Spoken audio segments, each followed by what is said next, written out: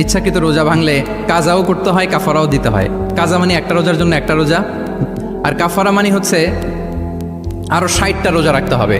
কয়েকটা জিনিস আছে, বেসিক্যালি 3টা।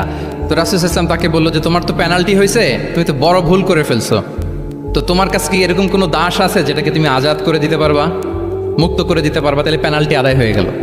সে বলে, ইয়া রাসূলুল্লাহ, না, আমার তো এত সক্ষমতা নাই, আমার কাছে তো কোনো দাস নাই। আচ্ছা, দাস নাই। তো রাসূল ইসলাম বললেন, তাইলে তুমি টানা 2 মাস রোজা রাখতে হবে, তাইলেও পেনাল্টি হয়ে যাবে, আদায় হয়ে যাবে, পারবা? সে বলে, ইয়া রাসূলুল্লাহ, 2 মাস রোজা রাখা তো এটা কঠিন হয়ে যায়, ইটস নট এ জোক। টানা 60 দিন কি করে রোজা রাখে? তো রাসূল ইসলাম বললেন, এটাও পারবে না, তাহলে 60 জন মিসকিনকে খাবার খাইয়ে দিতে হবে এজ এ পেনাল্টি। এটা বড় অন্যায় করে ফেলছে, 60 জন মিসকিনকে খাবার খাওয়াবে, এটা পারবা? সে বলে, ইয়া রাসূলুল্লাহ, এটাও পারবো না। তাহলে কয়টা অপশন দিয়েছিলেন রাসূল ইসলাম? আওয়াজ করে বলেন তো কয়টা? একটাও উনি পারবে না। দাসও আজাদ করতে পারবে না, 2 মাস রোজাও রাখতে পারবে না, 60 জনকে খাওয়াতেও পারবে না।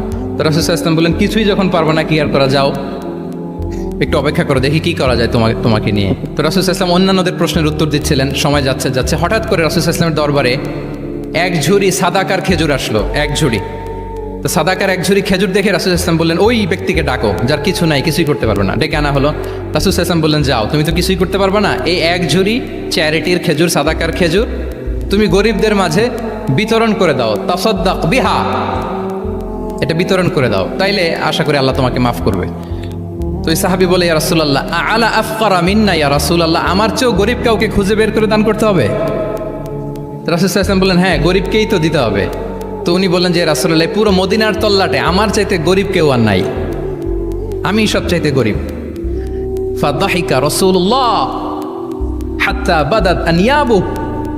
এই কথা শুনে রাসূল সাল্লাল্লাহু আলাইহি ওয়াসাল্লাম হেসে দিলেন, এত হেসে দিলেন যে রাসূল সাল্লাল্লাহু আলাইহি ওয়াসাল্লাম এই পাশের চোয়ালের দাঁত দেখা গেল। এত বেশি হাসেন না উনি, নিজেকে ধরে রাখতে পারলেন না, হাসি আটকে রাখতে পারলেন না। ফাদাহিকা রাসূলুল্লাহ, হেসে দিলেন, হাত্তা বাদাত আনিয়াবু, ওনার দাঁতের এপাশ ওপাশ দেখা গেল।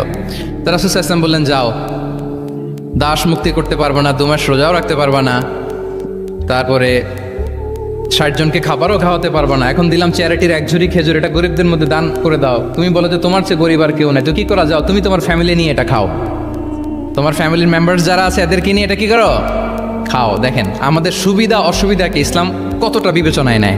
আসছিল পেনাল্টি দিতে, কথা বুঝতেছেন আমার?